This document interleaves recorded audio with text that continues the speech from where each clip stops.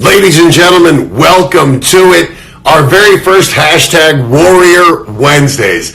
I'm so thrilled to be here. I'm actually in New Orleans. I'm down here for the Real Screen Awards. But this is something I just wanted to start. I don't know if you had any chance for me to talk about it, but I wanted to start this and really make this something special. And I'm proud right now to introduce you to our very first Warrior Wednesday honoree. I'm hoping he's going to join us here in a second. This guy is an absolute stud. I can't wait for you to hear his story. There he is. I'm in my car. I'm actually getting renovations out of my house. I didn't realize we were going live because I wasn't. I look homeless, man. I don't live in my car. I promise. Dude. You are one of the reasons that I wanted to start Warrior Wednesdays, Derick. So we had a chance to meet. It was last week at the Arnold Pro Strongman World Series, and you came out. And the thing that really struck me was it was a very special day for you. You called it You're Alive Day. So yep. I'd never heard that term. Can you explain what it is and tell people briefly your story? Yeah, so the Alive Day, the concept behind that is kind of like a birthday, but it's the day you actually survive. So in the military, we go to combat. You have good days and bad days. On bad days, you lose a leg, and then on good days, you achieve the mission and you help who you're there to help. So on the bad days, you lose a leg. You almost died. I flatlined 3 times from Afghanistan to Germany. So through that course of action, there's always surgeries and stuff. So at some point you come back to when it all started, and that's your life day, like your birthday. And that's basically the day all this went down, and you powered through it, you overcame it, and you reestablished yourself. Kind of. I don't like to use the new new you, but you're a different person. You have like a small foundation that's the same, but everything built up around it's like night and day when you go through this kind of change, this kind of shift in life, Well, that's what struck me is because, in American Ninja Warrior, we often talk about people going through obstacles. And, like you said, what you went through is unbelievable. We often talk about, we celebrate these people, we call you heroes. But the real thing that I want to get at is so often people are struggling at home with whatever obstacles they're facing. And when they see people at their best, when you've been through some tough times, when you wake up or when you're having a low point, I know we've just been talking these past few days, you've been sick, you've been traveling, you've been having issues with your house. As a warrior, my roommate's dog died. My roommate's dog of fucking 18 years. I went to the gym, came back, and he's in the living room, I'm not gonna state what kind of state he was in, but a rare state for a grown ass man. And I was like, hey, I'm sorry, and I feel like a total dick, man. I'm sorry. I'm not normally so, but it's like life just all hit me. Look at this. Hold on. What the? This is what. That's what we're living with right now, man. We're in feet of snow. What I want to hear, Derick, is one of the things that I've seen from you is you have this unbelievable ability to fight through it. And so for people at home, how would you share your world when you're low, when you're having those tough days? How do you pick yourself up and move forward?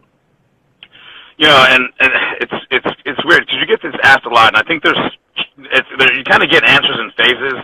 And then depending on who you're talking to, luckily I'm not famous enough for anybody to really give a shit about what I say, so I can kind of answer honestly. I feel like for pros or NFL or guys with contracts, they're like, oh, Jesus and the team atmosphere, and we got to do a better job on defense. The truth is, and I've thought about this, and I actually struggle with this answer because it does make me sound like a raging douchebag. But you take the culmination of your life, and you take those losing my leg wasn't even the worst day of my life, growing up, you know what I mean? To experience, wow. So you take those experiences, you bring them all together, and it's legitimately just a fucking personal choice, man. People are always trying to trade cards, change their situation, and the truth is we're all playing poker, and it's 5 card stud. You know what I mean? And you get 5 cards, and like you play them no matter what. And like you either got to be really good at lying and cheating, or you got to be really good at poker. You just got to be really optimistic about what everybody else is holding. You know what I mean? Yeah. So that's just how you got to start looking at things, man. Like you got to try to have more good days than bad days, and like it's got to come from inside. And I hate to like my mom's my personal hero. Like my mom's like who motivates my mom? Who's done the most? My mom. Who's the strongest person? My mom. Who's my mom? Like the answer's always my fucking mom. Like growing up, man. I'm sorry about the language. I got excited. Dude, this is real. You know, growing up, my childhood wasn't fantastic. So every foundational stone and every lesson I learned was from my mother, and it wasn't always like the right way to do it. You know what I mean? So like you have to be smart enough to learn from those other experiences, put it in, and then take what was supposed to happen, and then what does happen, and then kind of find reality and then just manage your expectations. Like when I remember looking in the hospital bed down in my leg, like when I first got out of my coma, and I looked at where my left leg was, and then I remember like even when I first got blown up, I saw my leg over there, and I was like, well, it's over there.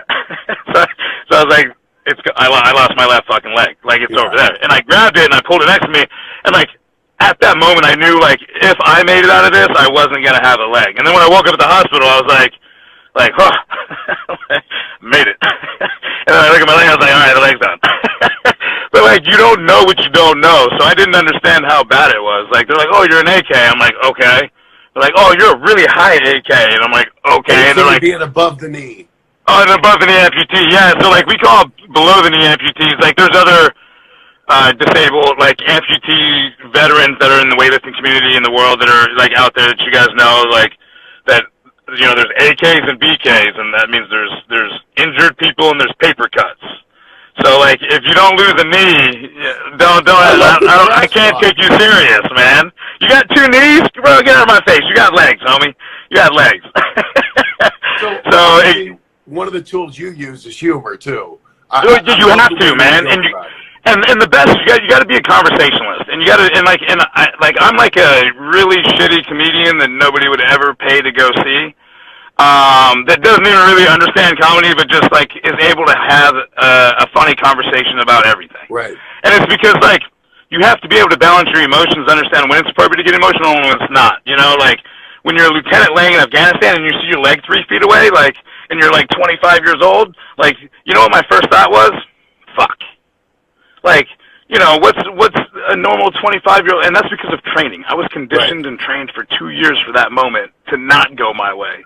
Most people don't get that exposure, so I take advantage of it, add humor, and occasionally people laugh because, you know, mostly if they don't, I guilt trip them about not laughing at disabled jokes. But it's got to be a process, man. You got to be able to heal and make light and have fun. And like I find, especially in today's climate, like especially politically, like everybody's super passionate about everything, and I don't know how that's possible. Like I can't be passionate about more than one, maybe two things. Like. Right. Including my family. Like, my family takes a back seat to, like, strongman, weightlifting. Like, I got a bulging disc, I've got a swollen calf, I've got a hip flexor, a light hip flexor tear, inner tricep tear, partial detached tricep, a reconstructed shoulder, and with a 20% loss of mass in the chest. And, like, I go fuck myself up every day in the gym, and, like, they're like, you gotta slow down, you gotta stop. I didn't have a chance to tell people. In 2016, you were the world's strongest disabled athlete. You're currently training. I know you're going to the Arnold. You're competing again. You're still you're out there. You haven't let your disability slow you down. In fact, you've gotten stronger. Yeah. So correction. In 2016, I was the United States and world's strongest, both of them. Yeah. I don't want to be a douchebag about it. Hey, I mean, if you got 2 Super Bowl rings, you'll only wear 1. You know what I mean? But yeah, and like, and I was like 2000, like 15, 16 were like the best years of my life. I was in my early 30s. I was killing it. Like I was making money through sports, and like I was the first winner at the CrossFit Wadapalooza in early 2016, which is the largest CrossFit event outside of the games. I had represented the United States overseas in strongman, and not only did I win, but I dominated. Like, it wasn't even fucking close. Like, I put 20 points on the next country. And, like, it was a really good time. Like, things were going on at beach house. Like, I had a banging hot chick, like, girlfriend. Like, life was going well. And then, like, I was at a charity boxing event in January 2016, and I tore my bicep. And I had to sit out that year, 2016. So then I'm prepped for 2016. End of 2016, I'm coming back. I'm hyped. They tell me I have to have nub surgery in October because I have a bone growing through my skin. So I have quick surgery. I skip Ukraine, and I'm like, I'm going to go for the Arnold in March 2017. Charity lifting event in February 2017. Warming up with 455. My chest erupts in half, and I have to have a surgery. They drain 12 liters of blood. Sit out 2017, and like, this is it, man. Like, I'm 35. Like, I'm too old for this shit. Like, I don't know if you've seen these disabled people, but they're like fucking jacked and strong now. Like, I was doing it before it was popular. Like, I might have to fucking try, man. It's blowing my mind, dude. I'm used to just showing up and everybody going, damn, he's got muscles and his one leg. That's cool. Now it's like, yeah, that guy's 6'8", 320 pounds with one leg and deadlifts 800 pounds. I'm like, yeah, but yeah, but I only have one leg too. Like, you gotta like legit. You can't just be showing up anymore, man. You gotta gotta live the life and like put it like it's international. Like, strongman's not popular in the U.S. Like, amputees and the best amputee athletes are moving into strongman. They didn't start here, so like I'd already won CrossFit and powerlifting before I came into strongman. Right. And like that's what's happening now, and it's because it's fucking fun, and it's not always about just beating people's ass. It's about camaraderie and beating people's ass. You know what I mean? Well, so, for those who are just joining, I'm talking with Derick Carver. He's our first honoree for Warrior Wednesdays. This guy with an unbelievable story. For more on you, they absolutely need to follow you. It's Derick_Carver, and it's one R in Derick. I post all this information at Warrior Wednesdays. But I also want to talk about one of the things I do here. It's not just to get your story out there, and I love your story. I love the fact you talk about playing the cards you're dealt, using humor. And let me ask you this. One of the things, when people see you or see someone disabled, they often don't know how to feel. Do you find that humor, I like you waving your finger, do you find humor makes people feel comfortable? That's exactly what it is. Around I mean, so I'll be honest, when I was growing up, I don't remember, I might have seen an amputee in front of like a VA, like in a wheelchair, like an old person, but I never engaged with an amputee, and I don't remember ever seeing an active amputee. Like, I didn't see him at the gym, I didn't see him walking around, I didn't see him at the grocery store, you know, and like, it might have been ignorance because, you know, when you're a kid, your world's only so big. But even as an adult, like, I don't ever remember engaging or actively seeing or consciously, like, even visually engaging an amputee. And like, you know, I gotta kind of I try to be patient and understanding of that when I'm out, because I wear shorts, I don't wear my leg, I like hop at the gym, like I flex my nub, I shake it at dudes making eye contact with me with my legs off, like I'm not shy about it. Like, and you know, like, my nub is not as long as my other legs. So it's like, so it's like intimate when you're looking at my nub. You know what I mean? So the other thing I want to say is you have a charity, Team Some Assembly Required, and we're going to be donating $250 to this charity. Tell me about Team Some Assembly Required. So that was started with actually a college fraternity brother of mine, like 6, 7 years ago now. We were at the Arnold. He owned a gym. I was a new amputee, and he was talking to me to go to the Open to compete against able-bodied athletes, and we were literally arguing because I said I'll compete, but I was wearing pants. And he said, take your pants off. You want them to see. You want to get that effect. And, like, literally there's two grown-ass men, and it ended with me saying, fine, I'll take my fucking pants off. And the minute I pulled my pants off, and this is at the Arnold, I pull my pants off, and, like, a room of, like, 1,000 people gets pin drop quiet. And then I, like, walk to my station, I look at him, I'm like, are you happy now? So, like, I actually ended up competing and, like, going through that workout, and, like, 1,000 people turned into, like, 10,000 people real fast. And, like, it was kind of, they asked me to come back and compete the next year because I was the first amputee to compete in the abled body at all. I don't know. So we said, sure, but we brought more veterans with us the next year, and then we had a team instead of one guy, and then we had 2 teams, and now we have an entire nonprofit that, like, you know, supports high-level adaptive athletes to compete internationally in different sports, varying across all domains, really. Like, we have CrossFit guys, we have rowers, we have powerlifters, we have skydivers. It's all kinds of sports. And that's the nonprofit that we're supporting today. Well, that's awesome. So, final thing, I know you got to get back to working out, but just part of this, you are a literal warrior. You're a ranger. You're a warrior in the gym. I have a tab. I wasn't in battalion. I like some of the ranger guys get really little right. touch. I have a tab. I was in battalion. I was with the 82nd. Like, absolutely. I'm qualified. I'm a paratrooper with a tab. Country. Yeah. Yeah. But what I want this to be about is for those everyday people, because everyone has obstacles in life to different degrees. But for those people who are sitting at home struggling right now, maybe feeling a little sorry for themselves, needing some inspiration, I'm going to give you the final words, Derick. Hey, man, that inspiration you're looking for is in you. You're looking for a reason, and sometimes the reason is just to get it done and do it. Like, that's the truth. Like, if you're conscious about how much time you're not actively working towards the goal in a day, it'll actually kind of like make yourself like you'll start to realize that. Like, keep a log of your daily times, go hourly, then go by 15 minutes. And I'm down to like 5-minute blocks. Right. So like it's like organize your time, and the more productive you are, the happier you are. So like pick goals, make them hard, and work harder. I love it.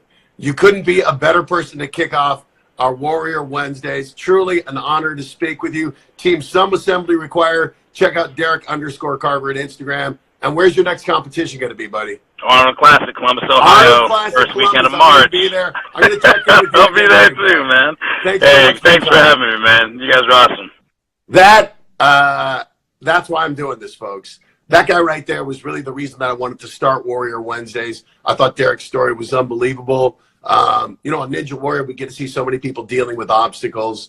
And I know so many people at home, we all have our challenges in life. And I just thought talking to these people, sharing how they get through it, might help some other folks. So if you know someone who you think would be a good honoree on Warrior Wednesday, you can email me, WarriorWednesdays@matteisman.com. I'm looking for submissions. Hit me up on Twitter. Hit me up here on Instagram.